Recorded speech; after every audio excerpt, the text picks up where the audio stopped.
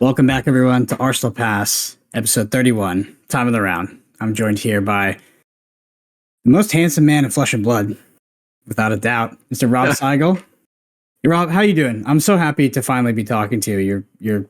I think I've said it a million times. You're one of my favorite people in the scene, and you have been since I had the pleasure of meeting you back in Skirmish Season 1. But first off, how are you doing? How are you doing tonight? I'm doing good, Brennan. Yeah, I appreciate that, man. You're one of my favorite people too, dude. We've had a lot of fun over these past callings and things like that, gotten to hang out. So I appreciate those kind words, man. I don't know about most handsome man, but that one is not up for debate. There's a nice guy, we can debate that one, but most handsome man, you've got that one locked in. Everybody knows that hair from a mile away. So Rob, we had a pretty interesting kind of how we met and then how we became friends. I met Rob in Skirmish Season 1. He was the big boy back then. I think the only flesh and blood streamer around was streaming up all these Season 1 games of Skirmish, playing Dorinthia, just crushing people. Man, I remember when I heard your voice for the first time, the first Skirmish I played, just that thundering, just let's get it. Let's go. Yeah. Yeah, man. It was awesome. So I met him there. Didn't really get to know each other for at least a little bit through Skirmish Season 1, then finally got to meet him. And then, I don't know, dude, the thing about Skirmish Season 1 is you're going through those 12-hour, tournaments, like kind of like every weekend or something like that. It was crazy, and we developed a bond, played Season 2, and ultimately, ran into each other in the callings. But even before that, we did the Fab Gauntlet together. Rob Cygul, yeah, we actually started that. That was a grind, man. Do you remember that in the beginning? Yeah, it was a lot of fun, man, and it was like it was a lot of work trying to like get it started. But once it started, it was just it kept rolling and getting bigger and bigger, and then you and Dante started just taking it off and getting it bigger and bigger and bigger. I think you guys were having like 80 people or something in there, right? Like 1 week. Yeah, it got a little crazy. Yeah, I don't know why. I can't remember why it popped off so much. I think it was just because like we eventually, I don't know if it's the prizes or just in preparation for like a new skirmish season. But yeah, it started popping off. But I remember the early days. Those were that was the Forged by Fire days, man. It was me and Rob trying to get our friends and family to scrape together 8 people to try to put on this tournament. Yeah. It was definitely it was a lot of fun and a lot of like creative ideas and. Just trying to reach out to all the Fab players that we had met over the course of the skirmish seasons. Skirmish Season 1. I think as for us over here in the States, that was kind of like our first. Maybe not you, because I know you played some in 2019, a couple callings. But I think for the majority of the people, that was kind of like the first time we had seen some type of competitive play. Just more so than your local Armory and whatnot. So. That was cool, man. We'd go back and forth a lot in a lot of them, kind of, and then we met Dante, started hanging out with him, playing, and then next thing you know, we're all hanging out at one of these callings in your hometown of Texas, Yeah, that was a good time too. It's crazy to think about that in the context of what Fab Gauntlet was like when we first started. We were in. If you think about now, like the evolution of content, just from this is like I think it was like mid 2021 or something like that. How far it's come, because we were really we were trailblazing back then. Like there was nobody else doing that, but now there's so many just amazing content creators in the space, and it's just evolved so much. What is that like for you specifically? Because you actually started with Tolarian Dropouts, which is like really one of the first ones, right? Like real early. Yeah. And then what's that like? Being in this environment, right? Like back then and then now, because. So much out there, right? Yeah, absolutely. I think it's night and day. I think I started the whole Tolarian Dropouts and streaming thing with the idea of just trying to get competitive content out there for people to watch, whether it be considered competitive or not. I wasn't that great of a player back then, but just getting that flesh and blood content out, we kind of did it. It just lined up perfectly with all those skirmishes that we were playing in Season 1. I think I wound up playing something like 28 or 29 of them. It was wild, but it was there and able to stream, being webcam. All the events back then were just webcam only because of pandemic with the COVID virus and everything. So it just there was nothing like that out there at the time of anyone just kind of streaming competitive games, and it was cool. You know, we were just like, I wish I could hop on and watch, you know, Arsenal pass, or you know, like what you guys do. You know, some high tier competitive content. There was just nothing like that back then, and now it's, you know, looking at today, there's a lot of great content creators out there, a lot of great information, especially for newer players or players trying to dive in to the competitive scene or whatnot. It's just it's really cool. You know, it shows you how popular the game is, and it's growing. Yeah, absolutely. So I want to back it up a bit and give the audience a baseline. How did you get into Flesh and Blood? I mean, your name is Tolarian Dropouts. So did you have a bit of a Magic influence? Yeah, so I played Magic, you know, not really competitively towards the end. I played a lot growing up, and then more towards the recent years before I got into Flesh and Blood. I was playing like a lot of Commander, you know, going to like F&Ms, doing like drafts and things like that. When sets, you know, were released, like Modern Horizons 1, I was playing a lot of Standard. Um, then the pandemic hit, and I was a patron of Rudy's, and happened to just watch a video of him opening Flesh and Blood products. So that kind of piqued my interest. I didn't know anybody involved in it. Yeah, looked up on fabtcg.com, retailers in the local area, and then right down the street from me, probably maybe about 15, 20 minutes away, there was a shop called Cloak and Blaster, and a guy named Matt was they were selling product there. You know, they were selling Welcome to Wraith Alpha and Arcane Rising. You know, I know a lot of people these days, they hear like there's no way that stuff was on the shelf and it was $80 a box or 70, but you know what I mean? Like it was just sitting on the shelves. Not a lot of people were buying the product. So yeah, I mean, that's how I got into it. I started buying product from Matt. I drove down to, actually, I think the Calling in New Jersey. The guy who won it, Colin. Mm-hmm. He's like a part owner or something at a shop called Sunshine Games down in Tampa. So I drove down there. I was buying Arcane Rising 1 off them. Then I found some Welcome to Wraith at another shop, bought that up, and just kind of fell in love with the game. The art just reminded me of like old school Magic. Just like, you know, it was in your face. You had brute cards that were just kind of brutal. Pretty sweet. Yeah, for sure. Yeah, I mean, that's how I got in, man, you know? No, it's been a crazy journey. I mean, like you said, I actually bought some alpha product from Cloak and Blaster right before Unlimited was announced. Funny enough, that was actually my introduction to Cloak and Blaster. So you're local to Florida, Orlando, right? Talk to me about what that scene is like. Because from what I understand, it's one of the biggest scenes in the United States, actually. Yeah, it's a pretty solid scene. We've started it up from just starting Armory events at the Cloak and Blaster. Then we started making Armory events at the Collective. Just to kind of fast forward the scene, I'll go into it here in a second, but it's just like it's grown so much. Now there's like so many players and in Florida itself that are just really good players.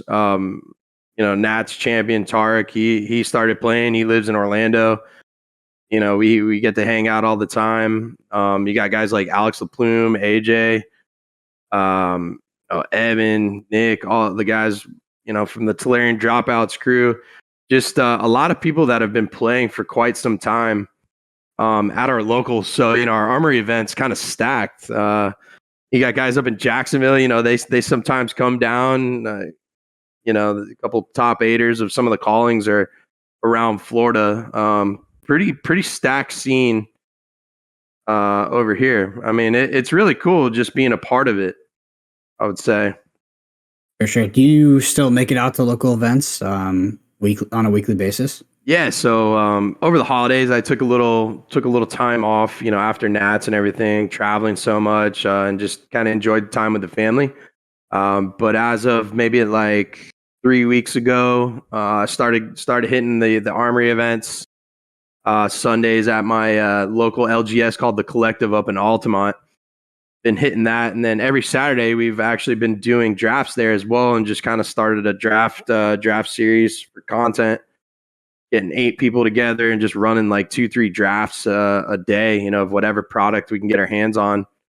A lot of fun there. It kind of breaks up the monotony of playing the same matchups over and over, especially when we're waiting for Everfest.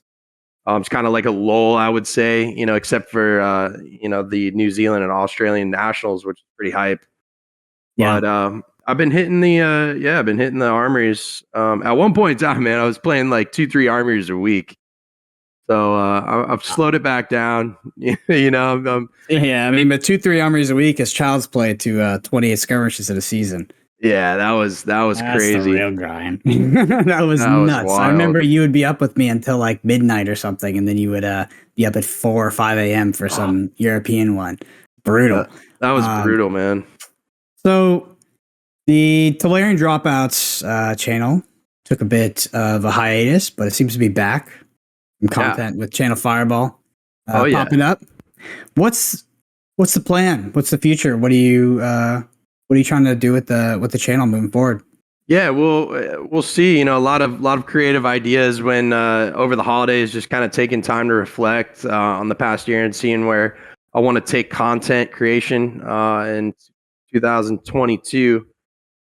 So as of right now, with Channel Fireball, we're just kind of doing, like I said, a draft series once a week, where basically we're gonna just draft a set and then go through, each individual pick, kind of go over card analysis and card evaluation, just really explain what deck we're aiming to go into based on our picks and stuff like that.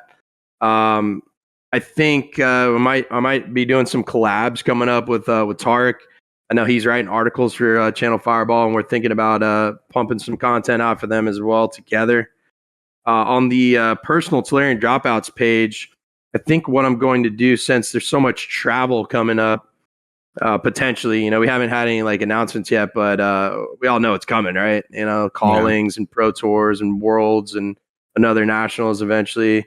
Hopefully, if everything goes as planned, planning on doing like vlog style content on the Tolarian Dropouts page. Just kind of bring the camera with us. When I go down for a Pro Quest down in Tampa, I'll usually stay at like the casino down there, and we'll have dinner, stuff like that, kind of show you what it's like to be a flesh and blood player and travel around. And I think it'd be kind of cool. We'll try to make it entertaining for everyone out there. And we have a lot of fun traveling around. I mean, we had a blast in Cincinnati and Texas, and when you guys came to Orlando, it was just a lot of fun, man. So Vegas, that was another one. So really want to kind of start doing like a vlog style video. I think once more people get into the game and the audience kind of grows, there might be some kind of like entertainment aspect of demand for that kind of content out there. But I think that's probably what I'm going to do on the personal page. But for more of like the competitive stuff, we'll probably keep that with Channel Fireball and whatnot. So I definitely think that is a niche of content that's just tragically missing, actually. Yeah. Because like you can watch gameplay, you can listen to podcasts, but it's really hard to know or get an idea of what it's really like to be there, right? Yeah. And I think a window into that would be pretty cool, right? Especially for someone who's kind of on the outside looking in. It's like, maybe I want to make this move to start traveling to tournaments, or maybe competing at a higher level. It's just like, what does that actually look like, right? Because there's so much that goes into it outside of, even the practice, the actual event. There's, a lot around it that I think you can shine a lot of light on. And I think that some of the parts that are around it, right? Like after the tournament, hang out with your friends, it's the best part.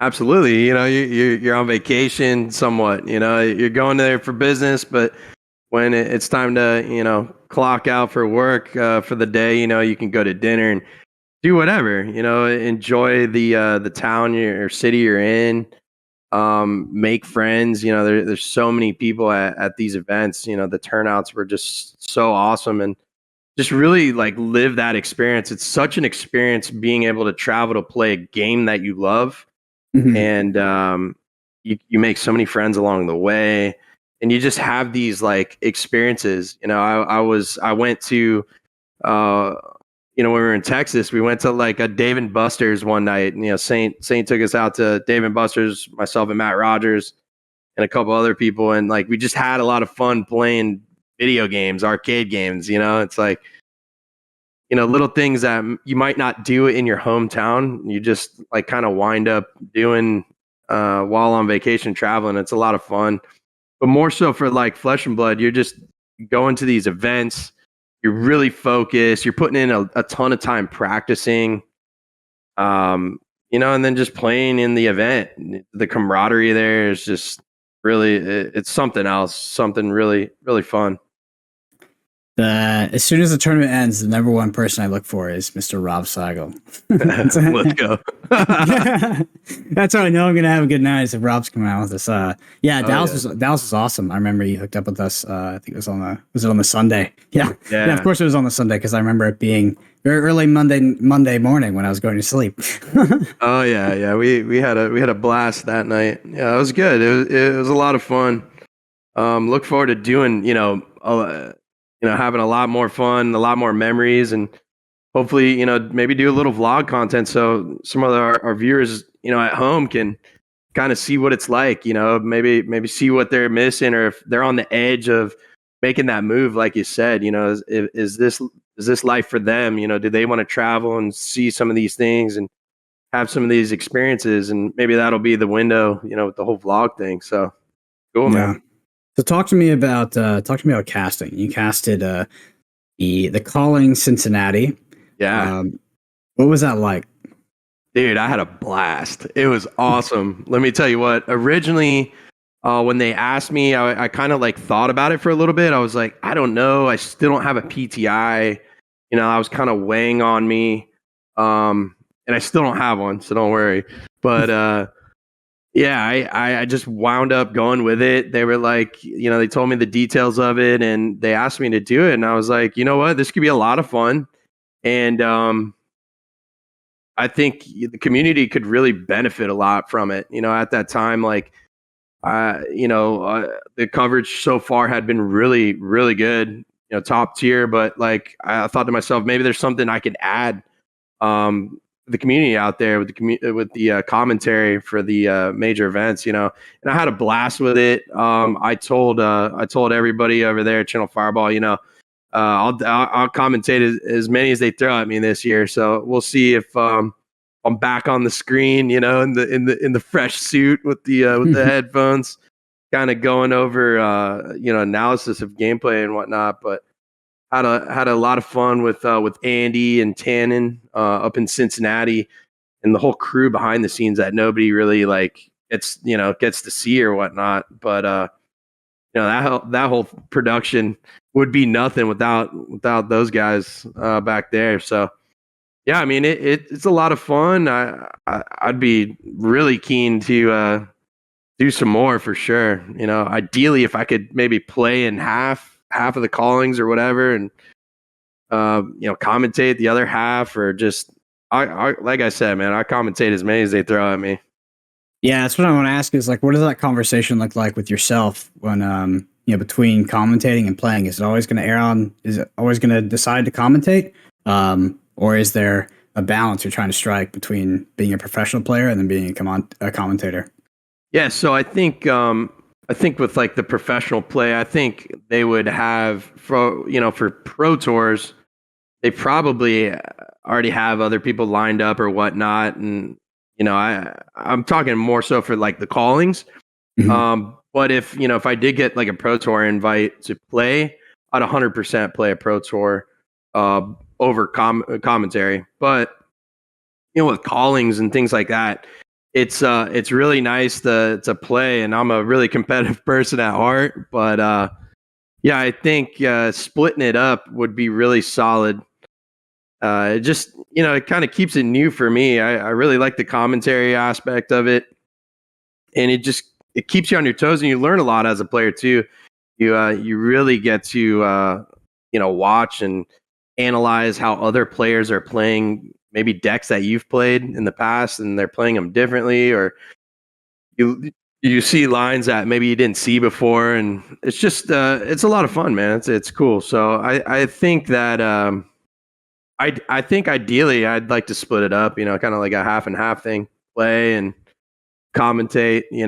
If somehow I get really good at the game and I'm just winning a lot, top eighting a lot, maybe I'll kind of steer towards playing a little bit more, but I'm keen to do some commentary this year. So we'll see what happens with that. What's your goal in Flesh and Blood?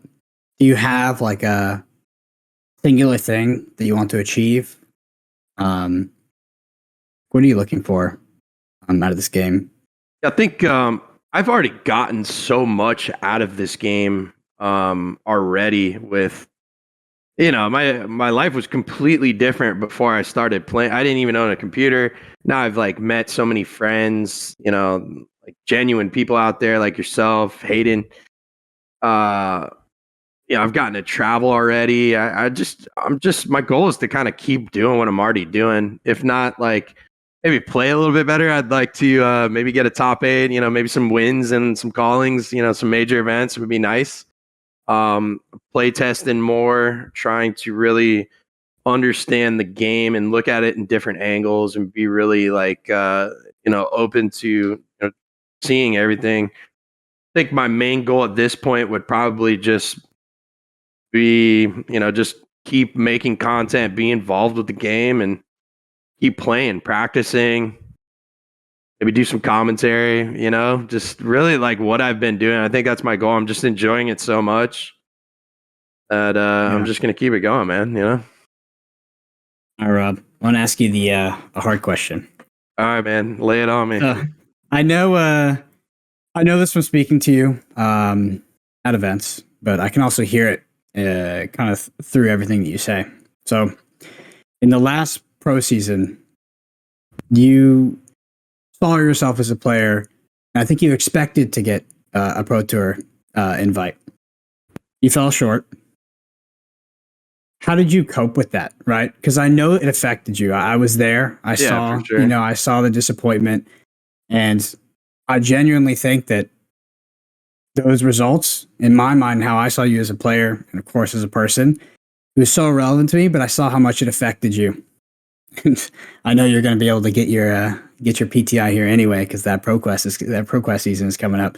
Yeah. Talk to me about how you went through that, because I think I was really devastated for you, and I wanted you to get through that and use that as like a kind of a way to just accept it, have fun with it, and realize that it's not about the PTI, right? Like you still had an amazing time, you still met all these people, you improved so much as a player, and there's like that was such a small sample size of the your entire time that you're gonna spend in Flesh and Blood when you consider how the future, where you're gonna go, all of that. But talk to me about that feeling and how you ultimately kind of conquered that. Yeah, absolutely. Anyone out there that can relate, to the feeling of just kind of falling a little bit short. It was kind of rough. Putting in so much time and practice and testing and whatnot, and just not nailing down a PTI was kind of rough a little bit. But I think looking into this year, we're using it as fuel to the fire. Basically, it's you go back, and I think a lot of people can relate to, you just go back and say, what could I have done better? I just try to do my best at everything I do in life. And, I've like looked at things that I could have done better, areas that I could have focused in more, maybe like testing more, little things like that. But it's definitely lit a fire under me. I think I'm looking at going into testing, more as like a scheduled thing and almost as work. You just plug in and got a scheduled test group you play with, and you just hammer everything out and play well and learn things and be open to hearing new things and try to watch as much like gameplay and content as you can, because you never know what you're gonna come up with from just playing, or just watching, seeing something new that you didn't think about. The feeling, it was rough, man. I mean, like, I spent a lot of time, a lot of money traveling, and then just kind of falling short. I think as an individual, you have like two routes you could go. Either you can give up, and you can just say, oh, well, that's kind of rough, and maybe I'm not a good player. And, I'm just going to kind of like, maybe stop playing, or you can keep on going and keep trucking through and learn from your mistakes and learn from like opportunities that maybe arise and that you can capitalize on for the future to achieve your goals. And that's the road I'm going to take, because I'm that kind of person. I'm not going to give up on something that I love doing. I took a little small hiatus after nationals. It was actually kind of a nice break. I'd been traveling and playing just nonstop constantly. But it was a good time to kind of clear my thoughts, clear my head, just kind of take a step back from like the competitive scene for a couple weeks, enjoy time with family over the holidays. And I feel super refreshed. I'm coming back with content.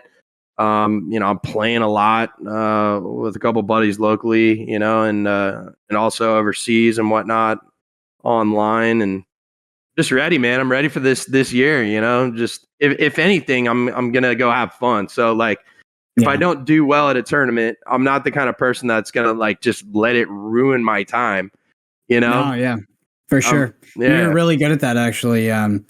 Like super positive guy, right? Yeah. I've got a certain Canadian friend that likes to wallow in it a bit, to say the least. Little salty Canadian man. Yeah, still one of the best players in the world. But I remember in Orlando at that last one, man, I was rooting for Rob Wade more, and I was rooting for myself. Just always going up to him, just like checking in. You're crushing it. I was doing good, man. I appreciate the support, dude. I think I wound up finishing 25th. Yeah, and that's a great finish. That's what's crazy, is like 25th in nationals. Like, I mean, maybe that's a bigger achievement than getting 8th in a calling, right? Debatably, probably yes, right? But it's just like you wanted that kind of one thing. But I think when you frame it, you kind of reframe it. It's like you actually did achieve a lot, because you got so close, like many times, right? Like it was always so close. I think all players, like all of us, are going to go through that at one point. We're going to have an expectation for ourselves, and we're going to fall short. And, we're ultimately going to have to confront that, like, results-oriented thinking. And you got to be able to push past it, and I think trust in the process, and then appreciate the journey, right? Because you just, despite, not getting that little thing in the end, right? It doesn't really matter. You had this awesome experience throughout that whole entire pro circuit. Yeah. I wouldn't trade it for the world, man. I got no regrets, from last year. I'm really happy where I'm at today, and happy I found flesh and blood, and I'm going to keep trucking along and try to be the best player that I can possibly be.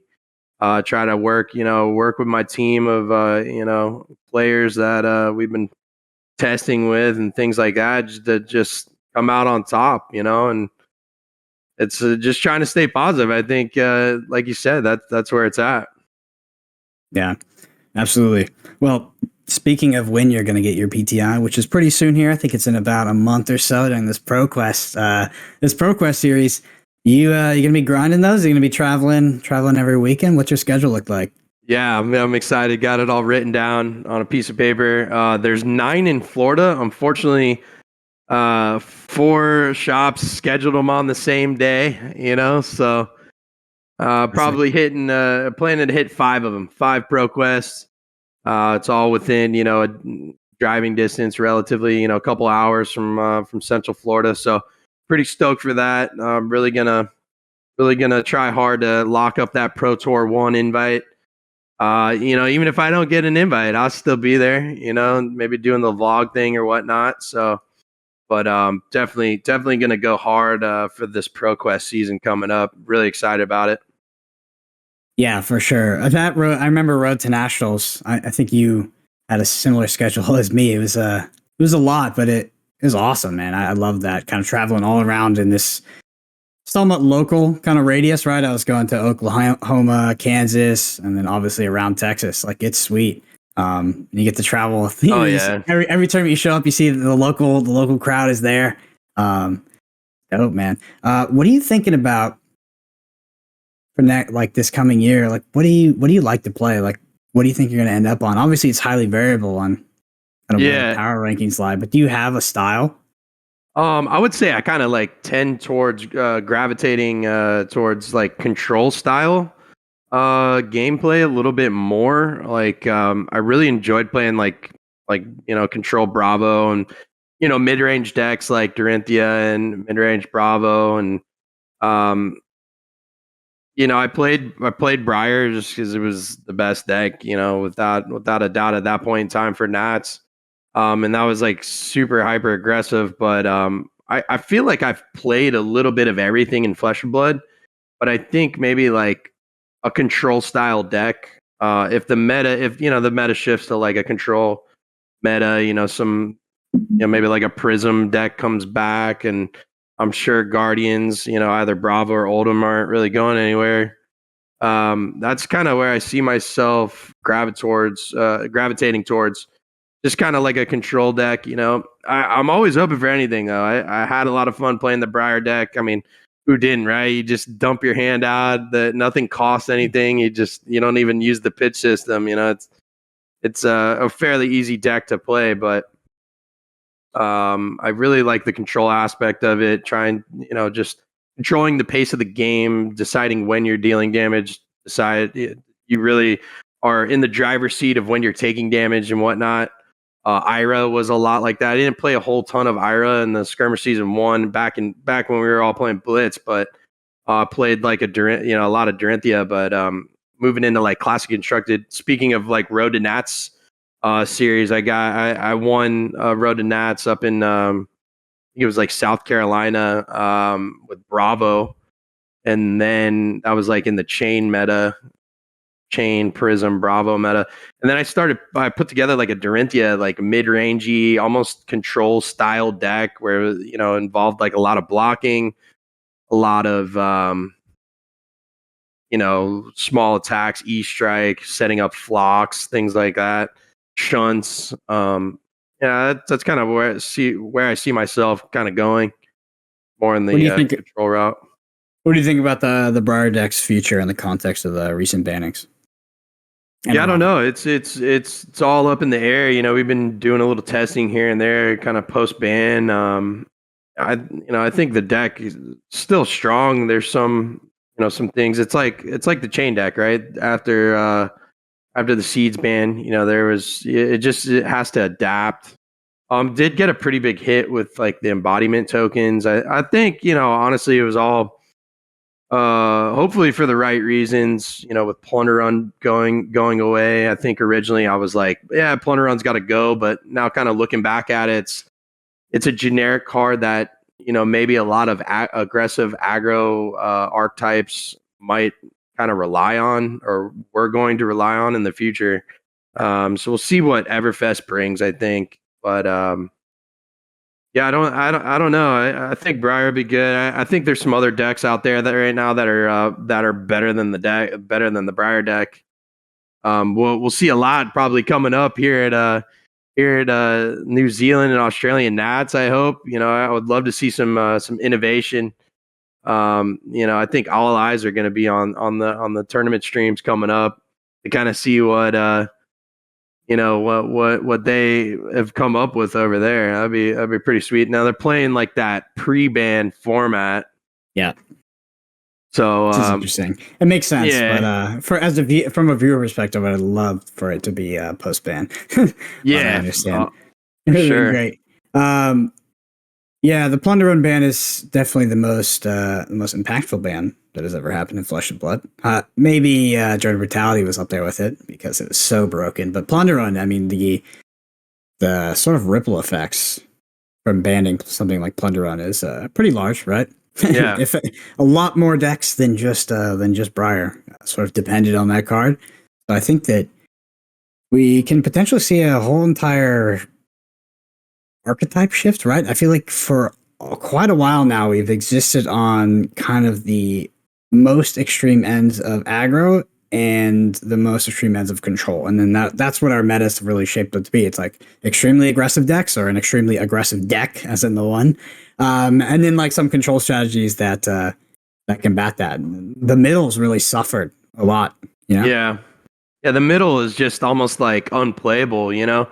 You have the decks that come out and eventually, you know, they get tweaked to where they can really compete and stuff like that. But I think like innovation wise, like Dorinthia, for instance, you know, in a meta where it's like Prism and Bravo and, you know, things that like Chain, and I can't even keep up with Briar, so I'm not even gonna go there. But you know, it just I think a lot of the decks were limited in the middle, you know, that like middle gray area. So it'd be really nice to see what comes in Everfest. I know I'm excited. I know all the viewers out there are super stoked. You know, a set that's supposed to give support, I think, to like every class, right, or every hero that's been printed so far, or something like that. Yeah. I can't remember if it was every class over here. It was definitely every class. I mean, that would be, it's at least that. Speaking of Everfest, what do you want out of Everfest? What are you looking for? I think out of Everfest, man, I personally, what I want to see is just more just archetypes come out of cards that they print. So there's just more available out there, and it's not so limited to, you know, 2 or 3 decks. Typically, TCGs, I would say, are somewhat kind of like that, but I think if they expand mechanics to maybe allow new archetypes to come about and just kind of like hold their own, it'd be nice to see a meta where it's multiple different, you know, style archetypes, right? Like you have an aggro deck that's decent, you know, you have like a control deck that's decent, but maybe has a weakness to, you know, like a mid-range deck. Or, you know, I know like a lot of Magic players out there have referred to Kano as like a storm deck, you know, but that's a whole nother archetype, you know. It's like I just want to see more, just more like cards that allow you to build different things, you know. That we just need more cards, I think, in the card pool, really, at this point. Yeah. It's interesting to think about deck diversity and innovation as like, is it a result of card design and game design, or is it a result of lack thereof of player innovation? Yeah, I don't know if it's player innovation at this point. I mean, it could be. There could still be decks that like no one has figured out yet in certain formats, you know, most recent formats. But I think the larger the card pool gets, and you know, it's not like is a brand new set coming out with 4 brand new heroes and, you know, no like brand new classes or things like that. You know, we're expanding on like the existing card pool, which is really cool. So hopefully we just get, you know, some more innovation from the players to come out, like, you know, just more ammo, you know, to be able to work with would be pretty sweet. Yeah, I'm excited to see if like the one-handed warrior archetype gets developed a little bit more, because I think that it's a blitz thing for sure. But we've seen just, you know, it's either Dustbane bit and Dawnblade. We haven't really seen a lot of the one-handed play. So Yeah. all right, we're gonna have to put on our thinking hats here. All right. What is the one thing that Flesh and Blood needs to change to achieve long-term and global success? One thing that Flesh and Blood needs to achieve. To change. Needs to change. To achieve that. Yeah. Global success. I mean, I think that, you know, it's pretty good so far. I think what they have going for them right now is being kind of like the front runner of running events. I think that appeals to a lot of TCG players coming from other games that are just hungry for competition. I know like other games and just right now in general in the world, it's a very touchy subject of holding events and running large events and things like that. But so far it's been pretty good. And I think that, you know, if they kind of keep on that track, obviously safely and everything, you know, do it safe so you're not jeopardizing people's health and stuff stuff like that. Keep that rolling. I would like to see from like a product and collectability aspect, just like how products printed. I'd love to see them just go to one set instead of a first edition and a unlimited edition. I think that maybe you can pop in cold foils into one edition, like like a lottery slot. But I think, it would just, I think they mentioned something that like they're kind of upset with like how it's being handled, first edition and unlimited, and how stores are kind of like sitting on product. And it would just be nice to like just have one edition and everything's available when it comes out. And for the collectors, it's, everything's up front, they can buy as much product as they want, things like that.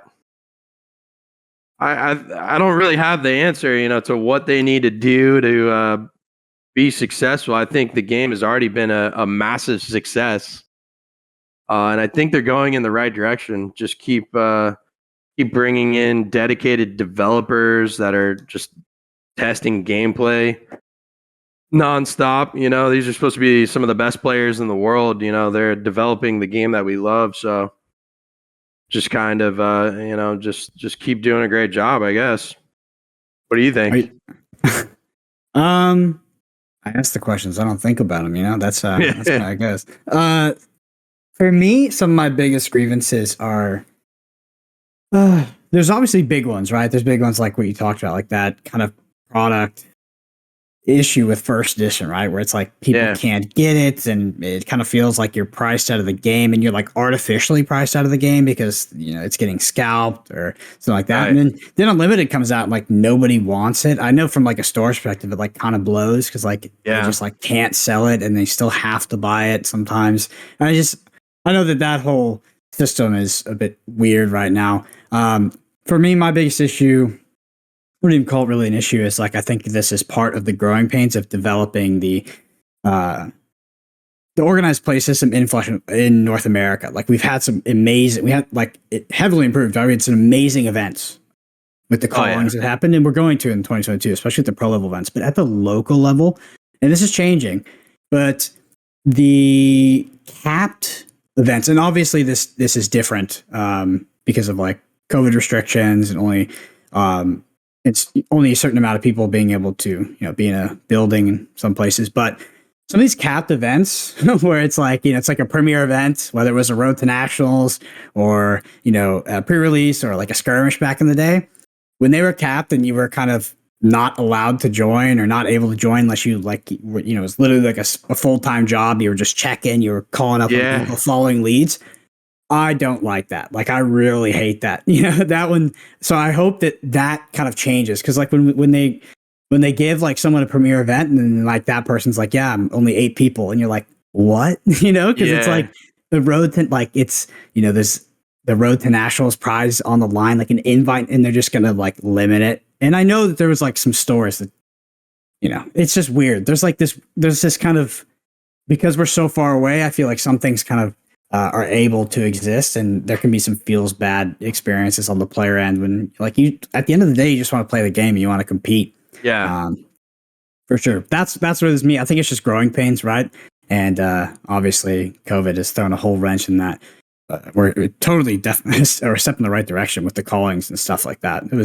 That was executed so well. Some of the rounds like the round structures, that was weird, dude. That was let's be real. It was bad. It was not good. So those weird kind of tiebreakers, and it was like, there's like, it's like 1,000 people at this one instead. But we're still sticking to these rounds. Yeah, but for sure, that's just kind of, learning the process and then figuring out how to structure their tournaments to meet demand or adjust dynamically to the amount of people that show up. I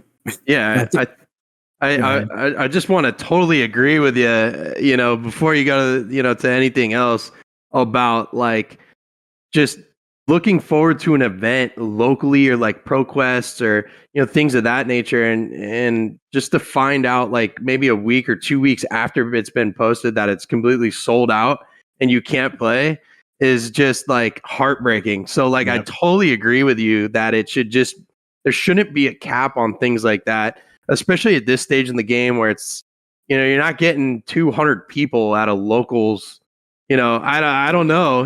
Maybe it might be that way. Come ProQuest season, but I remember like when they announced the Road to Nat series, we were talking about like, hey, there's this one here. I was thinking about maybe flying to Texas to come play some with you.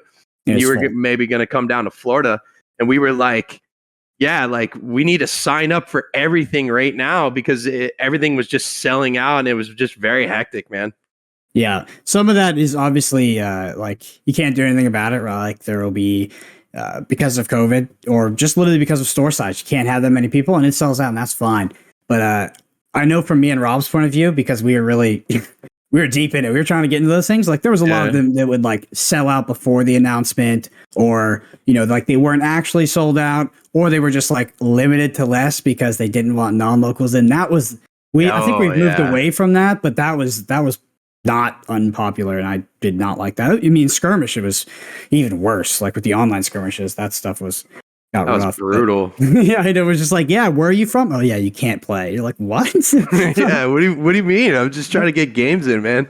You're trying to like use Google Translate to write an email in a language you don't know. Dude, that was honestly crazy. it was the ones. For me, it was like the ones in. Yeah, a lot of them that were in the U.S. and certain states, or like in Canada, that were just like, yeah, we're just gonna have it to 24 people because and then there was some that was just like, we're just gonna have it with 8 people. Yeah, just so they can remember those. Because the and it literally it was just because prizes like the local players would get angry that they like if there was 100 people, it was all participation, so there's less chance of getting prizes. And like ultimately for playing the game, having fun, being competitive,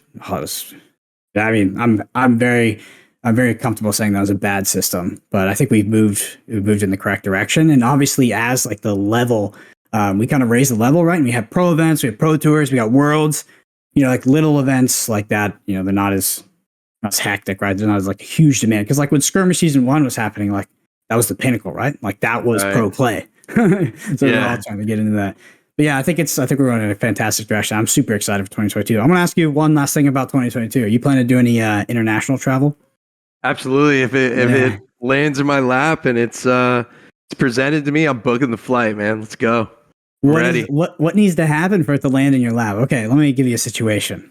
Yeah. There's going to be a calling on March 1st in New Zealand. On March 12th, there's going to be one in the south of New Zealand, in the South Island. And then on like March 25th or something, I'm just throwing out dates. There's one in Australia. So you got 3 in 1 month, all right there. Yeah, Rob Cygul flying over to the land down under. Yeah, I don't know, man. I think you bring up a great question. If I can swing it with like getting the time away from work, and obviously it's a financial commitment to travel like that. Yeah, for sure. Not be at work working, making money and spending money via travel. If it can work out, man. And I can attend as many callings, as many pro tours as I can. I'll definitely do it. Hopefully I can kind of commentate a few and maybe supplement some of the costs of the ones that I play in with. That'd be great. But yeah, I'm in. Like I literally, if I can make it happen, I'll make it happen. I'm going. I'm definitely stoked. I want to play as much as possible and travel. I know they're probably going to have some kind of big events, in other parts of the world. It was I was on the fence about going to the Netherlands, Utrecht, I think it was. Yeah. But that got canceled, unfortunately. So hopefully they bring that back, and for all those players in that region over in Europe and whatnot, they'll bring it back for them at least. I'm almost certain that there will be an opportunity to play internationally in 2022. It just depends what the logistics of getting there are, because obviously it's a very hectic time in the world for traveling. But I really can't wait to go back to New Zealand, particularly. I've never been. Dude, if anybody I know you haven't been, so if I'm gonna say this to Rob and anybody who hasn't been before, wow, that place is incredible, dude. It's so beautiful. Even in Auckland, like in the city, it's amazing. Like the food is incredible. You're right by the ocean. The city is just, it's so nice. And then if you want to kind of just go out into nature, you have like even close by. We went to like Rotorua. It was like the redwoods. We went to Hobbiton. And then I'd heard if you go to the south, which actually where Haydendale's from, it's just like epic.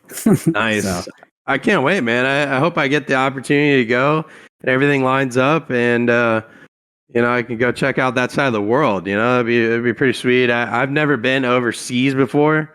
Yeah. Oh man, what really epic for me. What an experience that would be. Never going overseas to doing like one of the longest flights in the world to this magical land of New Zealand. Yeah.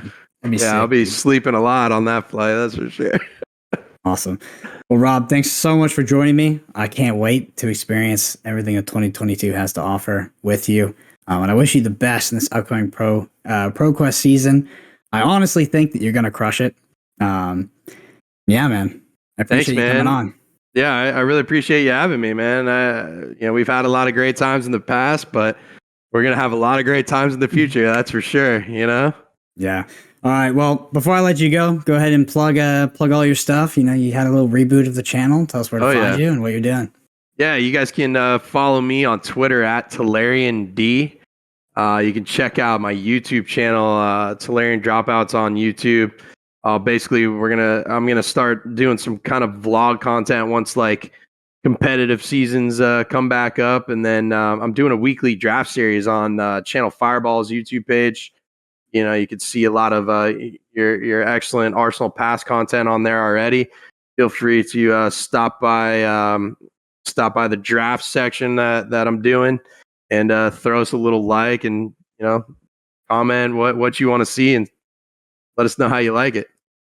For sure. Show Rob some love. He's a true OG, and he's been here forever. And honestly, he's one of the nicest people I've ever met. Like I said, first person, as soon as the tournament ends, I mean, during the tournament, I'm with him the whole time. But as soon as it ends, the first guy I'm looking for is Rob Cygul, because that man knows hospitality. But again, thank you, Rob. And until next time, we'll see you on the next episode.